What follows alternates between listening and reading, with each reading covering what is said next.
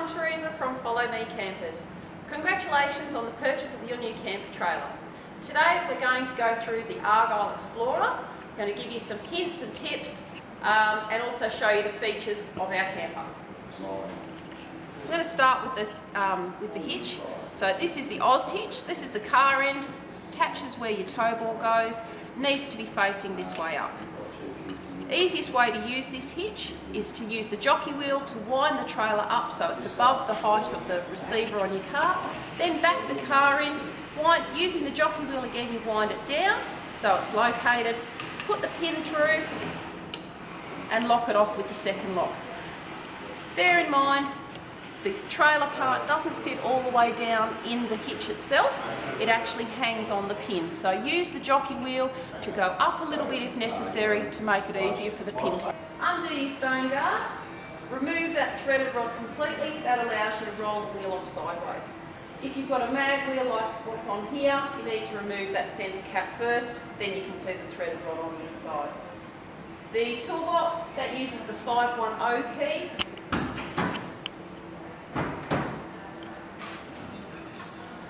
All of these locks are adjustable, same as around the trailer.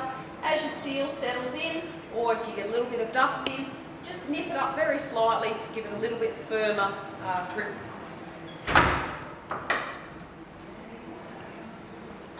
Behind the toolbox, we've got the 4 jerry can holder and the annex pole box. So all of your annex poles are in here. There's also room in here next to the pole bag if you're a fisherman to put a 100mm PVC pipe, and then you can put your fishing rods into there. This door here, this is your walkway access.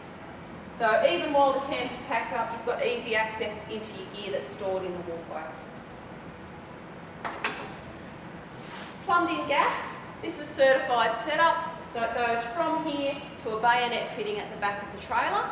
For setting up your cooker, you grab the hose that's attached to the stove, put it into the bayonet fitting at the back, turn on the tap here, and you can start up and cook your lunch or whatever you're cooking. Okay.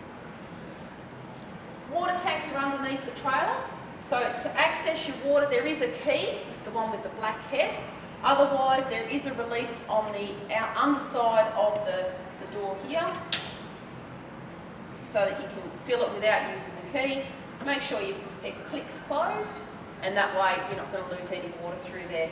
If you have a second water tank, there's an inline tap underneath to separate the two tanks in case you may only want to fill the back tank, or you may want to use the front tank separately for showering or whatever. You then have a switch here and a secondary pump and outlet down here. There's an inline tap underneath which you can use to adjust the flow for washing hands and things like that. This back cupboard, again, is just storage. Put in there whatever you would like. Right. Basic servicing for the trailer, you've got 3 grease nipples on your suspension, and you've actually got the bearings. Now it's a parallel bearing set, so you've got 2 of the big bearings, same size. With these ones, unlike a slimline where you have to tighten it and then back it off a fraction, with these ones, once you've done the repair, you tighten it up and you leave it firm. You've got a spare hub sitting here. That's got a complete set including 2 bearings. It's got the castle nut, the split pin and everything sitting there. So you can use that if necessary for a repair, or in a worst case scenario, that whole hub can fit onto here to get you out of trouble. It'll be unbraked on that wheel, but it'll get you to the next town. To access the walkway when you're in transit, you don't need to fully open up the camper. All you do is release the Velcro here on the door, pop your buttons open, and you can access into your walkway. So that, with the door on the other side, you can get to both ends and easily access all your gear that's stored in there. Closing it back up, make sure your wires are in. There's no vinyl port underneath, and reattach all your Velcro. Drop down legs at the back. These are a stabiliser leg, not designed for jacking up the trailer to change a wheel. Support with your hand, pull out the handle. If you can use it straight up and down is best. Otherwise, on a 45-degree angle is fine, like so. And then wind it out till it's firm. To put it away, wind it up a small amount, pull out the handle, lift the leg up, let the handle go and give it a rattle. There's 2 pins in here. You need to make sure both pins are locked in place, otherwise the leg could come down in transit.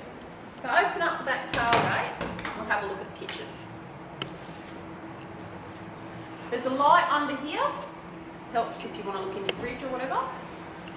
You've got a voltmeter for accessing your power, and you've also got a cigarette socket on the left-hand side here. So if you want to put your fridge on this drawer, you've got power for your fridge. To open these latches, pull out, which compresses the spring, and then lock it off. And that way, if somebody closes it, it doesn't crash against this centre point and damage your paintwork. So now you can easily open and close your drawer, load and unload. Remember to lock it off before you move on to your next location. The kitchen side, open up the lock and pull it out a little bit. If you're going to use your stove, you'll need to use your hose and hook it up. We also want to get our water hose out. And then the easiest way is to do it here. So connect on your gas.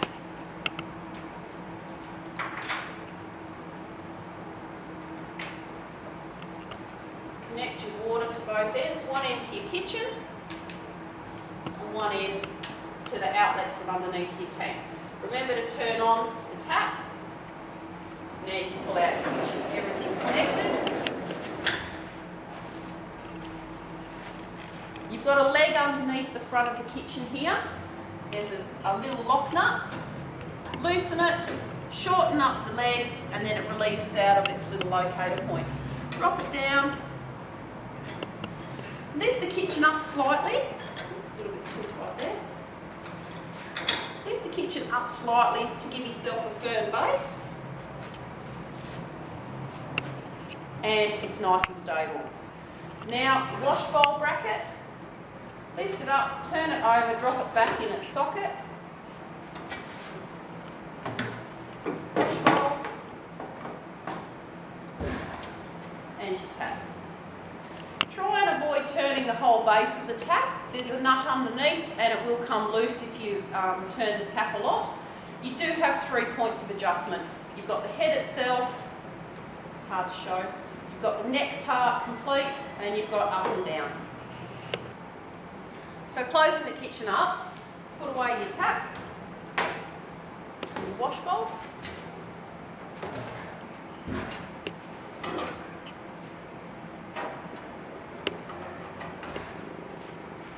With the leg, don't need to shorten off both legs. This side's the one that locks in.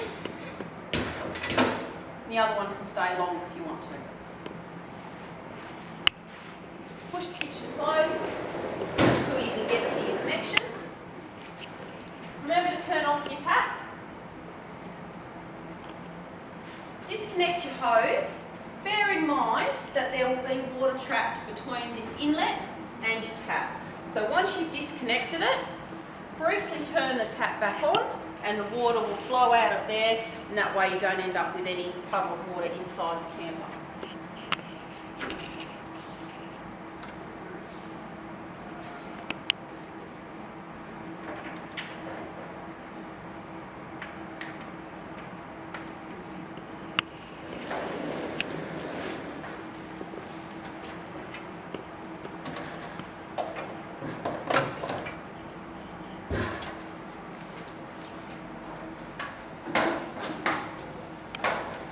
Gas hose, you put it inside under here.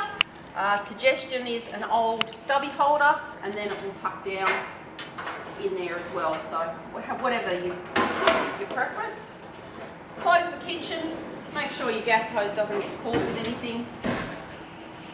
Re-engage the lock. Make sure it's nice and secure.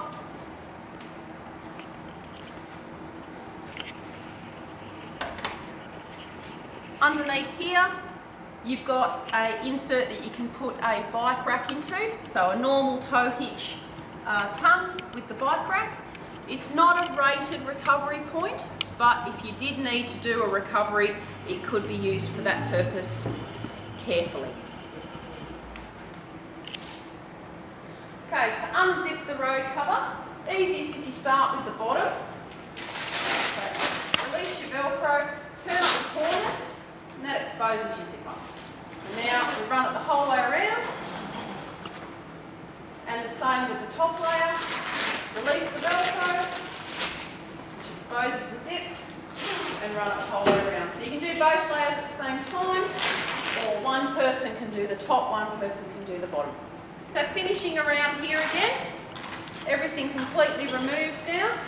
So you can roll it back and fold the whole thing up.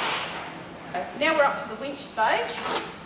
Release the winch out of its bag. Release the lock. Hook your strap on to this loop here. Release enough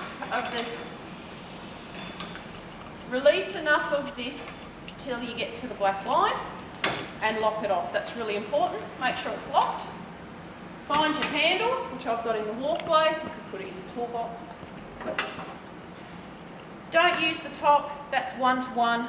It's too heavy for that. The bottom is 5:1. Make sure it's clipped on.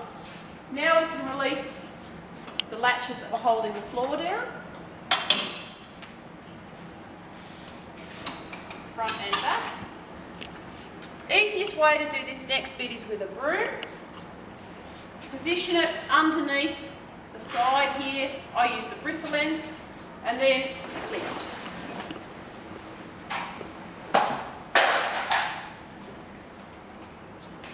Okay, now it's really important, this is a two-hand operation.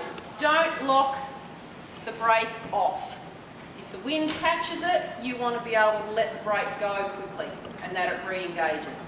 So holding it open, winding anti-clockwise, and as you can see the floor starts to lower.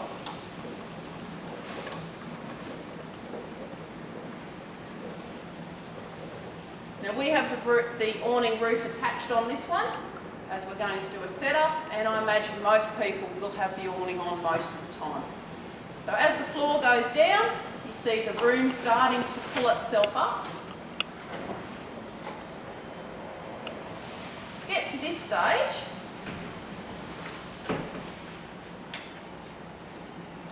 and pull this part of the awning down.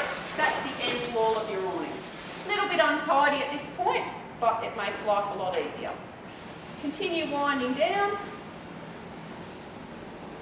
You see that the strap seats itself over the roller over there, and it rolls itself down nice and easily.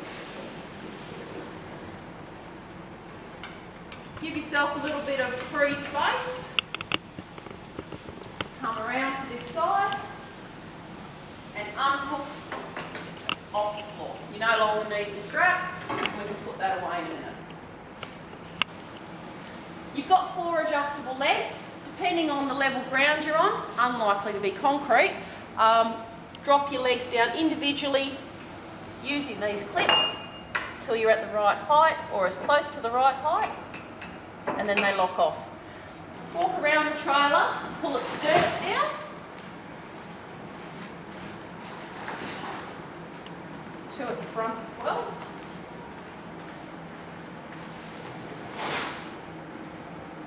So walking inside, you turn the light on here, so let's see what we're doing. You've got 2 legs that sit next to your bed. Push up and out on your wall and attach the leg. Same on this end here.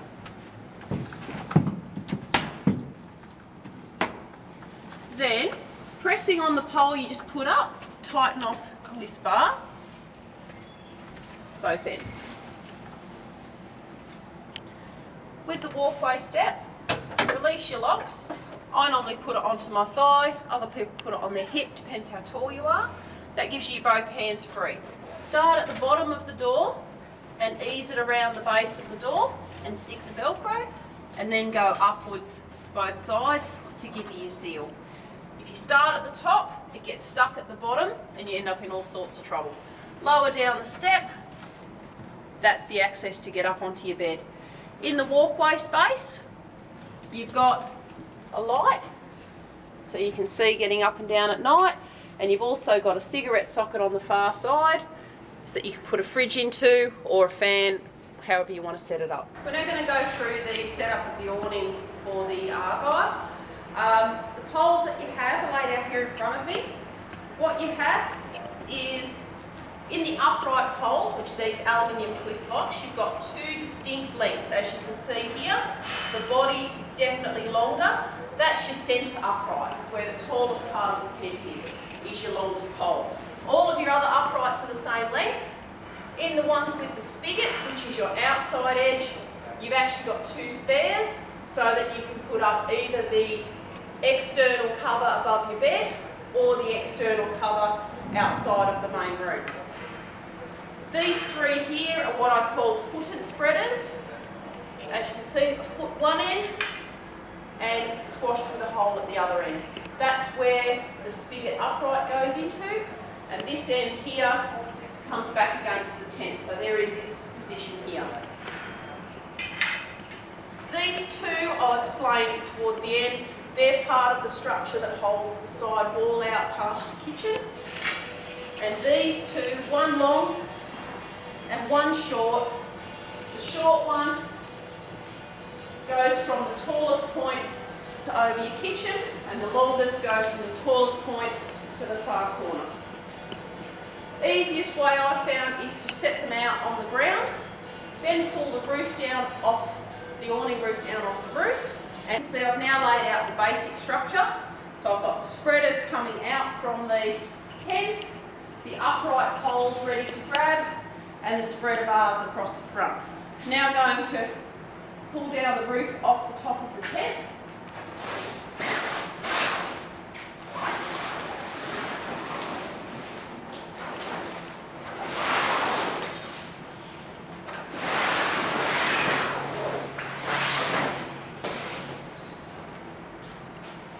When you put the awning up, you unzip this first section, so we need to zip that back down.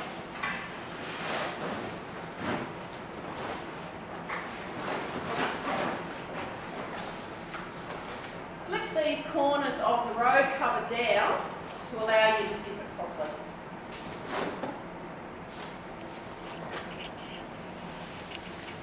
Now we're going to start at the tent end.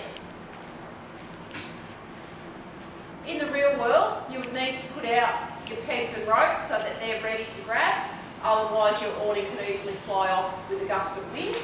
A good distance is the length of your spreader bar, plus a little bit more if it's windy weather. If the weather's really calm, you can send your rope straight downwards. So I'm going to start on this end here. These pockets on the underneath of the awning are where the footed spreader goes into.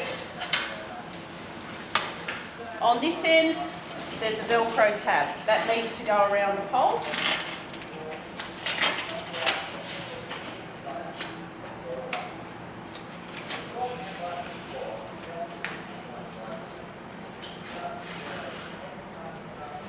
We're going to grab our upright pole, stick it in the end.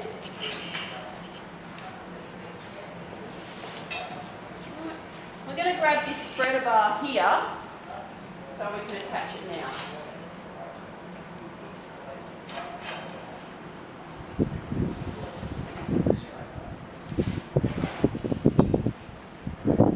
Hook on your rope, and you would then attach your rope on that you've already got to the ground. Lean this down for the moment. Go into the middle, place it into your pocket,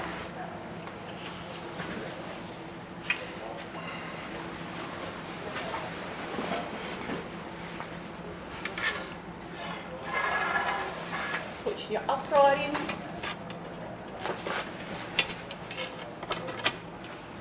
Grab this spreader bar that we've already used.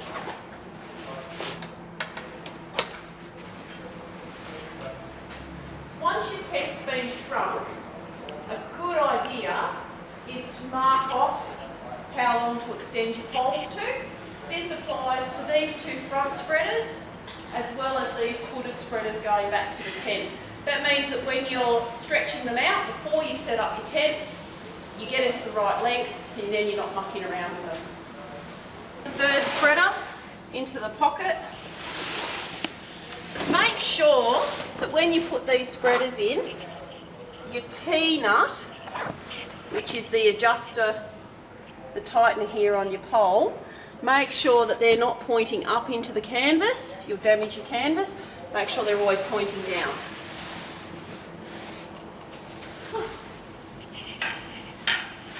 And then you've got your upright, this last one. Attach your spreader to it, into the hole. Adjust your length if you didn't have it at the right length already. Adjust your height. So as you can see at the moment, this is all very much leaning down. So starting in the middle, lift up your height and extend these. These are a twist lock pole. Okay, you don't need to be Superman. It's a gentle turn. Okay, if you over tighten them, they will go back to being loose again. So adjust all three poles.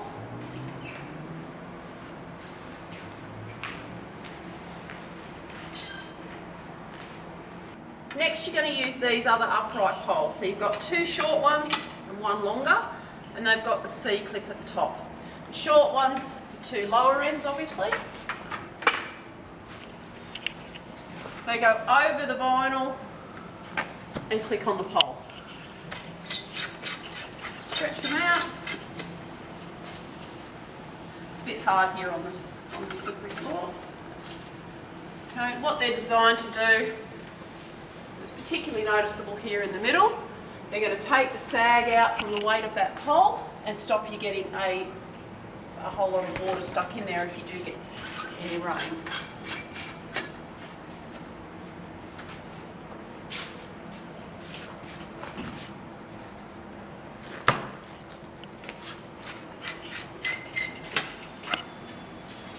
Last step with your awning is to put the two poles that support the end wall here. The first pole is the spreader bar. It has the bent spigot on the end. That bent spigot goes into the saddle on the far corner of the bed base.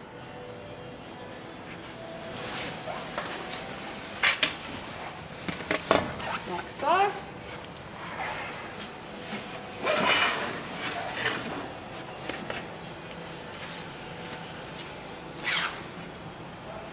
Last piece, in through there, and clips onto your upright.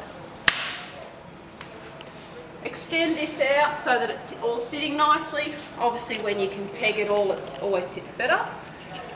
Now adjust this pole height till your wall is almost vertical from here down. That stops the pegs from coming out because they're sitting in better, and it also stops the end wall from popping off this spigot here. So now we're going to go through how to pack down your Argyle camper trailer. First of all, we're going to take all the poles out from underneath the awning roof. Then we're going to go inside and pack out the interior. That involves taking down those two legs that we put up, loosening off those two spreader bars and putting away the step. Obviously all your own personal gear would need to be packed away as well. By doing that, it allows, when we push the awning roof over the top, it makes it easier for us to reach the awning roof to pull it over nice and smoothly. So we'll just get going.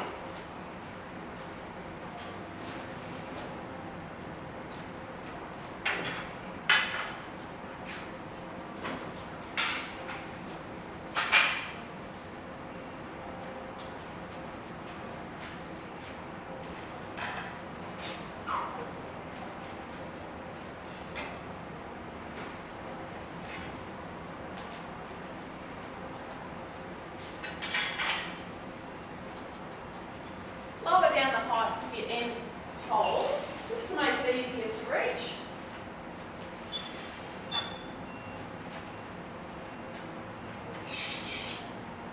And remember to undo that Velcro on this end hole here.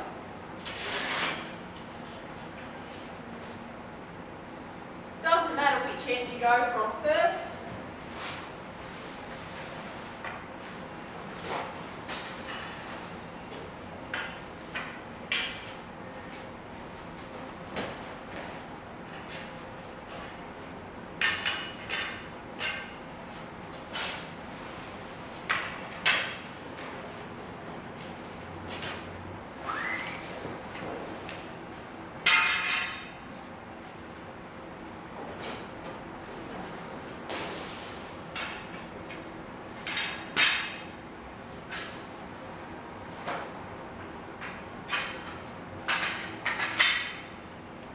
Now go inside and drop down. You'll actually see the roof come down lower. Two important things when you're packing down your camper. Leave as many windows open as you can. That allows the air to escape quickly and your gas struts work more effectively. Then when you go to set back up, the air can come in quickly and you don't have an airlock and you're struggling with it. The other important thing is to release the Velcro straps on your door if you've got the canvas door rolled up. You can leave the mesh rolled up, that's flexible enough, it doesn't matter, but do roll down the canvas as that tends to be quite bulky and stiff. Assistant, so unzip your awning back to the first corner. Find a pole, any pole will do, as long as it has a blunt foot. Don't be tempted to put the spigot in one of your eyelets. You will damage your canvas and you will damage and rip out your eyelet. It's just not worth doing. What you're going to do, your assistant is going to grab what was this front corner on the end wall. Kirsty's going to do that for us. The main person is going to put the blunt end underneath the awning and push it over the roof as your assistant walks towards the front, pulling the canvas with it. If you don't walk the canvas forward at the same time, it tends to fall back down on top of you.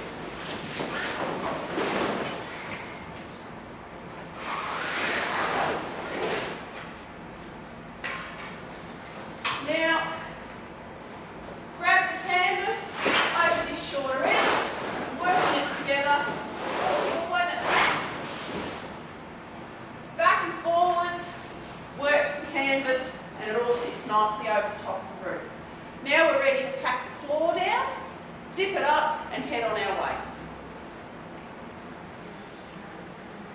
So now we've got the awning over the top, or if you're taking your awning off, obviously you'd remove that and fold it up separately. What we need to do now is prepare the rest of the trailer for packing down. So you need to fold all the skirts up.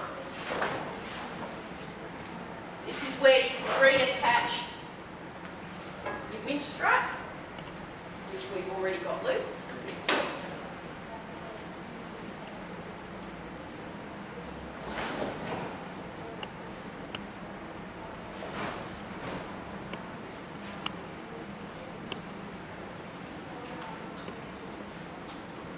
Double check that your door is rolled down and just push it inside. You don't need to Velcro it down or anything.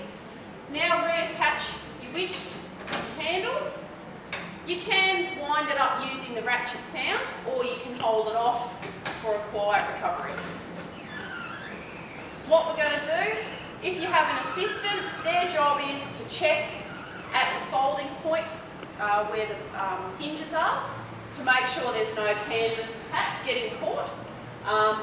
If you're doing it by yourself, you would basically do it in 3 stages. You would go up to about 45 degrees, up to nearly 90, and then fold it the remainder.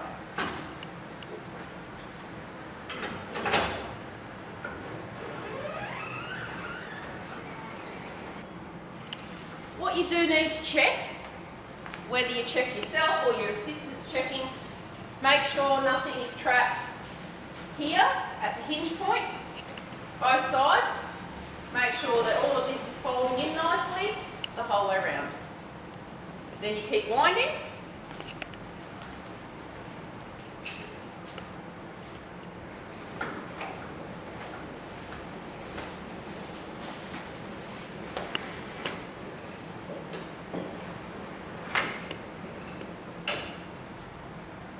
Check it again. So checking here, tucking this in. The better you tuck this in at this stage, the easier it is to get your road cover over the front and the back.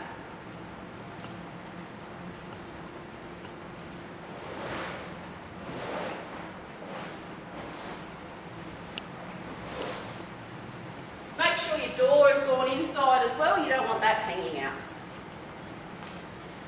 Now with the awning over the roof, what you do need to do, it'll get to a certain point where this bar here starts to come down. At that stage, your awning roof starts to puddle on the floor. So get your assistant to come in. All they have to do is put their hands on the window of the end wall, hold it there until that part comes down. It comes down very gradually, there's no risk of getting your hands trapped. Now just come around.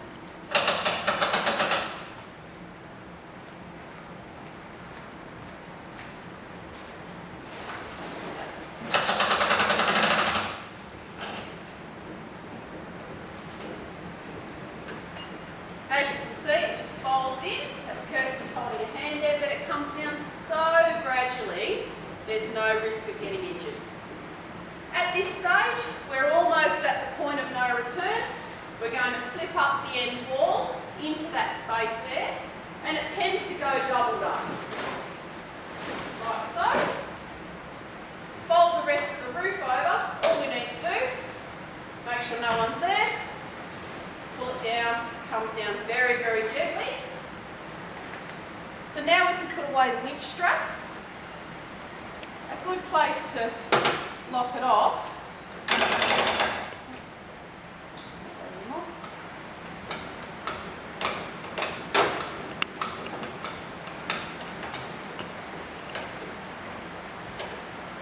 Put the hook into the bottom end of this post here. And firm, not ridiculously tight. You don't want to damage your hook or damage the bottom of the post. Just firm. Might if I lock it. There we go. Then you can take your handle off. What we're going to do now is make sure there's no road cover trapped in here. Pull it down and latch it off.